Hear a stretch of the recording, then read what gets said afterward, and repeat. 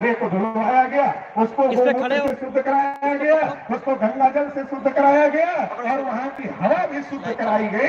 फिर अखिलेश जी ने बयान दिया कि अब मुझे समझ में आया हम भी पिछड़े हैं, तो हमारे पिछड़े वर्ग के भाइयों सोचो और समझो तुम्हारे साथ ये क्या हो रहा है। ये सोचो और समझो और सोच और समझ कर आज अगर 27-28 पार्टी के लोग मेहराम साहब के साथ में खड़े हुए, आज अगर हजरत मौलाना सज्जाद नोमानी साहब मेहराम साहब के साथ खड़े हुए हैं, अजारी साहब मेहराम साहब के साथ खड़े हुए हैं, तो ये हम लोग सभी लोग क्यों खड़े हुए हैं। और अगर राष्ट्रीय पिछड़ा वर्ग मोर्चा ने भी इस गठबंधन को समर्थन किया है तो क्यों किया है। ये करने के पीछे का मकसद है कि जो हमारे हक अधिकार की लड़ाई है वो दूसरा कोई नहीं लड़ सकता। हमारे हक अधिकार की लड़ाई लड़ने का अगर कोई पार्टी काम करेगी, कोई नेता काम करेगा, तो अहमद मेहराम साहब पिछले 40 साल से कर रहे हैं, बिना थके बिना रुके बिना बिके कर रहे हैं। ये क्रेडिट है, वो जो क्रेडिट अहमद मेहराम के पास में है, आज की तारीख में बहुजन समाज में किसी नेता के पास में वो क्रेडिट नहीं है। इसलिए अहमद मेहराम के साथ राष्ट्रीय पिछड़ा वर्ग मोर्चा भी कंधे से कंधा मिलाकर खड़ा है कि इस देश में जो जालिमों की सरकार बनी है उसको उखाड़ फेंकना है। लेकिन देश की जालिमों की सरकार को उखाड़ फेंकने के लिए पहले योगी को उत्तराखंड भेजना होगा, पहले उत्तर प्रदेश की सरकार को उखाड़ कर फेंकना होगा। 2022 का चुनाव आपके सामने है, इसलिए आपको यह तय करना है, अब जाति पर वोट नहीं, अब धर्म पर वोट नहीं, अब दारू पर वोट नहीं, अब मुर्गे पर वोट नहीं, अब पैसे पर वोट नहीं, अब वोट होगा तो हमारे बच्चों के हक अधिकार के लिए वोट होगा। जो हमारे बच्चों की शिक्षा छीन रहे हैं, जो हमारे बच्चों की रोजगार छीन रहे हैं, जो हमारे बच्चों को गुलाम बनाना चाहते हैं, अब उनको किसी भी स्थिति में वोट नहीं होगा। वोट होगा तो अपने बच्चों के हक अधिकार के लिए वोट होगा। ये बात तय करनी है। आखिरी बात कहकर अपनी बात समाप्त कर देता। जब भारतीय जनता पार्टी ने इस देश और प्रदेश के हित में कोई काम नहीं किया तो अभी उनके पास कोई चारा नहीं है हिंदू मुस्लिम के अलावा, इसलिए वो लगातार हिंदू मुस्लिम हिंदू मुस्लिम हिंदू मुस्लिम करने की कोशिश कर रहे हैं। वो कभी कंगना रनौत को ले आते हैं, कभी कोई और मुद्दा ले आते हैं, तमाम मुद्दे ला करके वो जो नॉन इशू है उसको इशू बनाने की कोशिश करते रहते हैं और हमारे मुद्दों को हवा में उड़ाने की कोशिश करते रहते हैं। इसलिए बहुजन क्रांति मोर्चा, भारत मुक्ति मोर्चा और राष्ट्रीय पिछड़ा वर्ग मोर्चा ने भी ठाना है, अब हम अपने मुद्दों को नॉन इशू में नहीं बनने देंगे। अब लड़ाई हिंदू मुसलमान की नहीं होगी, क्योंकि हमें भी पता चल गया है इस देश के जो मुसलमान हैं वो अरब ईरान से नहीं आए हैं, वो हमारे ही भाई हैं, हम ही से धर्म परिवर्तित है, हमारा डीएनए उनका डीएनए एक है, हमारा खून उनका खून एक है। इसलिए हम आपस में नहीं लड़ेंगे। 74 साल से लड़ रहे हैं और 74 साल से लड़े तो हम भी मजलूम हो गए, मुसलमान भी मजलूम हो गए। अगर 74 साल से लड़े तो मजलूम हो गए। अगर जालिमों से संघर्ष करना है और इस देश का हुक्मरान बनना है और न्याय स्थापित करना है तो मिलजुल करके लड़ाई लड़नी होगी। मिलजुल करके लड़ाई लड़ेंगे तो इस देश के हुक्मरान बनेंगे और इंसाफ कायम करेंगे। इन्हीं मुद्दों को नॉन इशू जो हमारे इशू है वो इशू बने रहे, इसके लिए राष्ट्रीय पिछड़ा वर्ग मोर्चा ने कई मुद्दों को लेकर के 10 दिसंबर को भारत बंद किया है, जिसमें जाति आधारित गिनती का मुद्दा है, जिसमें एनआरसी का मुद्दा है, जिसमें ईवीएम का मुद्दा है, जिसमें पुरानी पेंशन बहाली का मुद्दा है। ऐसे बहुत सारे मुद्दों को लेकर के 10 दिसंबर को हम लोगों ने भारत बंद करने का ऐलान किया है। आप सभी लोग उस भारत बंद में भी साथ सहयोग करेंगे और 2022 के चुनाव में इन जालिमों को उखाड़ फेंकने का काम उत्तर प्रदेश से करेंगे और 24 में दिल्ली से भी उखाड़ फेंकने का काम करेंगे। इन्हीं आह्वान के साथ आप लोगों ने मुझे सुना, इसके लिए आभार, धन्यवाद। जय मुर्गा। चौधरी विकास पटेल जिंदाबाद, चौधरी विकास पटेल जिंदाबाद, राष्ट्रीय पिछड़ा वर्ग मोर्चा जिंदाबाद। धन्यवाद। माइक ऑन नहीं हुआ था, वायरलेस। चौधरी विकास पटेल साहब ने अपनी बात रखी। साथियों, इसी कड़ी में मैं अगले वक्ता को बुलाऊं, उससे पहले एक सूचना है। रामकेश यादव जी है, जिला अध्यक्ष बीएमपी जौनपुर। आपका मोबाइल कहीं भीड़ में इधर रैली में गिर गया है। जिस साथी को मोबाइल मिले तो वो मंच पर लाकर जमा कर दें। धन्यवाद।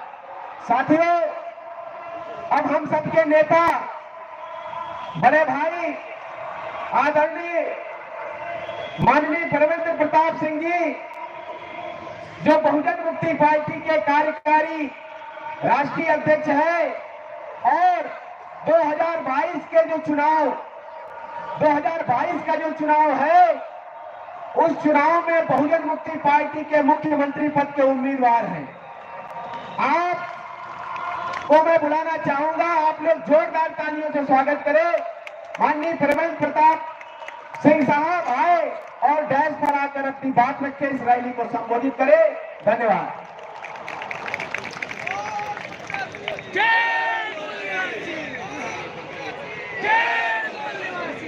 धन्यवाद।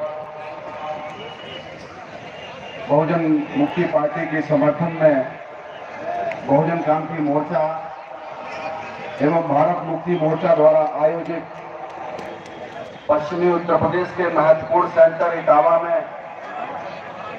इस महारैली का जो आयोजन किया गया है, उसकी अध्यक्षता कर रहे आदरणीय वामन मिश्राम साहब, मूल निवासियों के महानायक,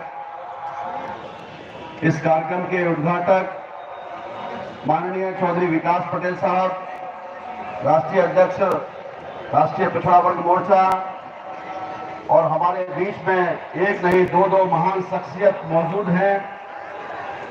हमारे गार्जियन, इस महारैला के चीफ गेस्ट हजरत मौलाना खलीलुर रहमान सज्जाद नोमानी साहब,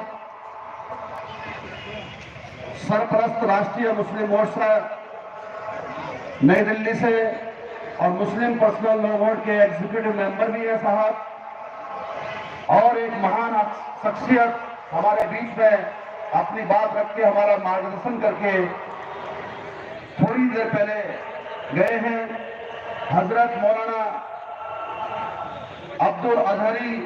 अब्दुल हमीद अजहरी साहब,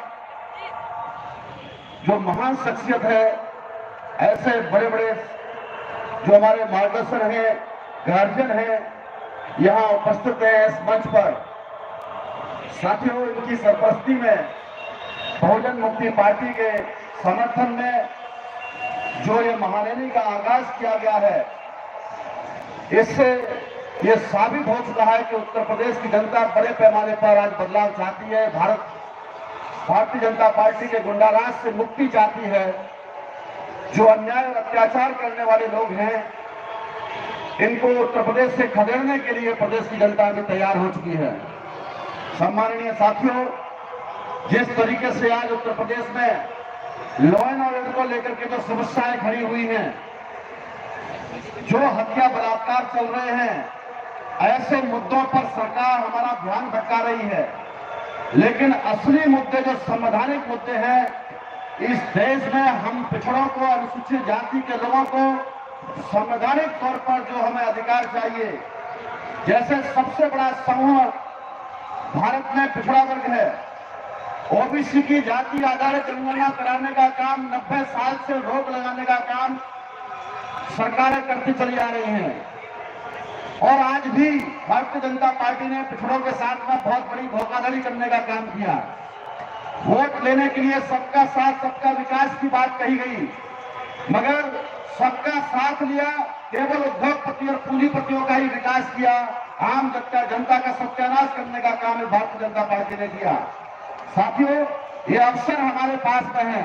ऐसी महान शख्सियत जो हमारे बीच में बैठे हैं, हमारे महान गार्जियन लोग हैं, ऐसे सभी साथियों की मौजूदगी में उत्तर प्रदेश में एक बहुत बड़ा महागठबंधन बना करके उत्तर प्रदेश की जनता बदलाव करने के लिए इनकी सरपरस्ती में तैयार हो चुकी है। साथियों, तमाम घोटाले दर घोटाले हो रहे हैं।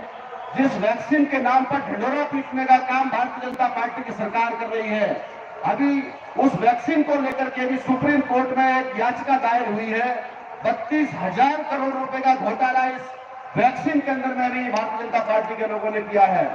हमारे लोगों को मौत के घाट उतारने का काम दिन रोज चल रहा है।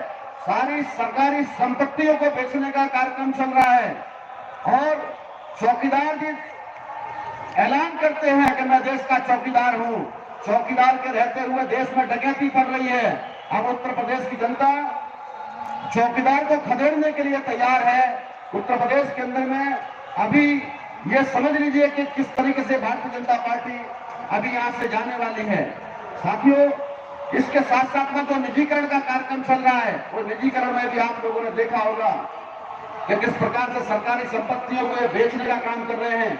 निजीकरण का सबसे बड़ा दुष्परिणाम की अगर मैं बात करूं दोस्तों, तो जो रेलवे स्टेशन है, सिकंदराबाद रेलवे स्टेशन का एक ही एग्जांपल दूंगा मैं। वहां पर मात्र 30 मिनट और 31 सेकंड के लिए एक व्यक्ति ने कार पार्किंग किया, जिसका निजीकरण करने का काम किया है। उस कार पार्किंग के लिए उसको 500 रुपए का किराया भुगतान करना पड़ा, केवल आधे घंटे के लिए। इतना बड़ा निजीकरण का कार्यक्रम चल रहा है। अभी जयपुर का एयरपोर्ट, आप गरीब से गरीब आदमी नमक रोटी खाते हैं, नमक पर भी सरकार को टैक्स देते हैं। सरकारी पैसा लगाया गया जयपुर के एयरपोर्ट पर, और वहां करोड़ों अरबों रुपए लगाने के बाद में उसको अदानी के हवाले करने का काम यह भारतीय जनता पार्टी की मोदी सरकार ने किया। साथियों, इस तरीके से ऐसे देश की संपत्तियों को बेचने का काम कर रहे हैं जैसे नरेंद्र मोदी जी और योगी जी के अब्बाजान की संपत्तियां हों। वो देश की संपत्ति है। पीएम केयर फंड के नाम पर देश के प्रदेश के करोड़ों लोगों ने अरबों रुपया जमा करवाया। जब उसकी रिपोर्ट मांगी, जनता ने आईटीआर लगाने का काम किया, तो पीएम केयर फंड की सूचना देने से ही मना कर दिया। वो कोई प्राइवेट संपत्ति नहीं है। मोदी जी, योगी जी, कान खोल के सुन लीजिए, ये वक्त आ गया। उत्तर प्रदेश की जनता बदलाव वाली 22 में करने वाली है और 24 के लिए भी तैयार हो रही है। आपको यहाँ से बिल्कुल खदेड़ना पड़ेगा।